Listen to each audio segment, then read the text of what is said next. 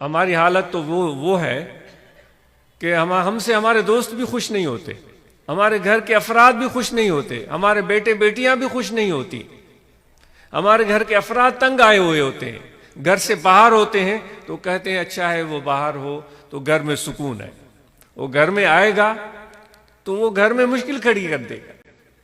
تو سوچنے کی بات ہے۔ تو یہ چیز ہم سیکھنے آئے ہیں کہ جس جگہ ہم بھی جائیں تو وہ جو حضور علیہ الصلوۃ والسلام کی تمثیل اللہ تعالیٰ نے فرمائی کہ سب جہانوں کے لیے رحمت ہے، تو حضور علیہ الصلوۃ والسلام کا پیروکار، آپ کا امتی، وہ بھی جہاں جائے تو وہ رحمت لے کر جائے حضور علیہ الصلوۃ والسلام کی۔ اس طرح تو نہ ہو کہ وہ جو اپنے پرائے تو ناراض ہیں لیکن اپنوں کو بھی مایوس اور ناکام اور نامراد بناتے چلے جائیں، تو پھر ہم کیسے حضور علیہ الصلوۃ والسلام کے امتی ہیں؟ تو یہ چیز ہم یہاں سیکھنے کے لیے جمع ہوئے ہیں، اور یہ پوری یہ زندگی کا ایک سبق ہے جو سیکھتے چلے جائیں گے۔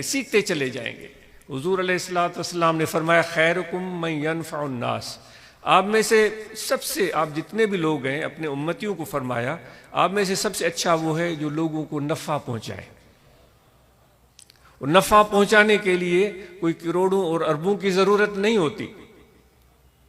آپ نے کسی کی معمولی بھی خدمت کر دی، مدد کر دی، ضرورت کی کوئی چیز اس کو مہیا کر دی، تو یہ حضور علیہ الصلوۃ والسلام کے اس عمل پر، فرمان پر آپ عمل کر رہے ہیں۔ حضور نے فرمایا اگر کوئی کھجور کا بھی ذرہ کسی کو دیتا ہے رمضان کے مہینے میں تو اس کے لیے بھی بے شمار فضائل آپ نے بیان فرمایا۔ اب کھجور دینا کون سا مشکل کام ہے؟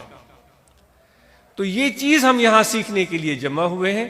اور پھر اللہ تعالیٰ فرماتا ہے میرے بندے وہ ہیں جو میری زمین پر جب چلتے ہیں تو ان میں انکساری اور عجز ہوتا ہے، اور عجز اور انکساری ان کے زبان سے صادر نہیں ہو رہا ہوتا، ان کے گفتگو سے، ان کے لفظوں سے، وہ الفاظ کی صورت میں لوگوں کے سامنے بیان نہیں ہو رہا ہوتا، ان کے چلنے سے، ان کے آنے سے، ان کے بیٹھنے سے، ان کی موجودگی سے وہ اس طرح کے اثرات لوگوں کو پہنچ رہے ہوتے ہیں کہ ان کے دلوں میں ایک خوشی اور مسرت پیدا ہوتی ہے، کیونکہ وہ شخص انسانوں کو اللہ تعالیٰ کا بندہ سمجھ رہا ہے، اپنے آپ کو بھی اللہ تعالیٰ کا بندہ سمجھ رہا ہے۔ وہ شخص انسانوں کو حضور علیہ الصلوۃ والسلام کی امتی ہونے کی نسبت سے دیکھ رہا ہے، اور اپنے آپ کو اس نسبت سے دیکھ رہا ہے، اور وہ ان کو اپنے جیسا سمجھ رہا ہے۔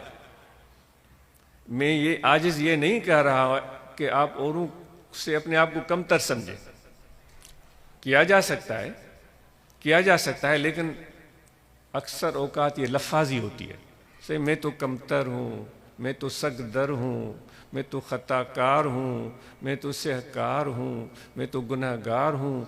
اب یہ تو میری زبان پر یہ ایک الفاظ جاری ہو رہے ہیں، حقیقت کیا ہے؟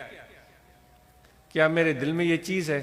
کیا یہ میں توقع کرتا ہوں جیسے جیسے میں بولتا جاؤں گا تو میرا دوست کہے گا نہیں صحیح، تم نے تو اتنا وہ کام بڑا اچھا کیا تھا، میرے ذہن میں چل رہا ہے، میں کہہ رہا ہوں میں گناہ گار ہوں، میں خطا کار ہوں، میں سیاکار ہوں، اب دیکھ رہا ہوں، اب یہ دوست ضرور کہے گا نہیں سے تم تو بڑے اچھے ہو، تم نے وہ بھی اچھا کام کیا، اب میری تعریف شروع ہو گئی۔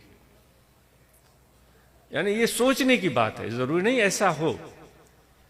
جب ہمارے اندر یہ احساس ہے کہ میں خطا کار ہوں اور گناہ گار ہوں، تو یہ احساس دل میں اگر موجود ہے تو خدا تو اس کو دیکھ رہا ہے۔ میں لوگوں کو کیوں سنانے جا رہا ہوں؟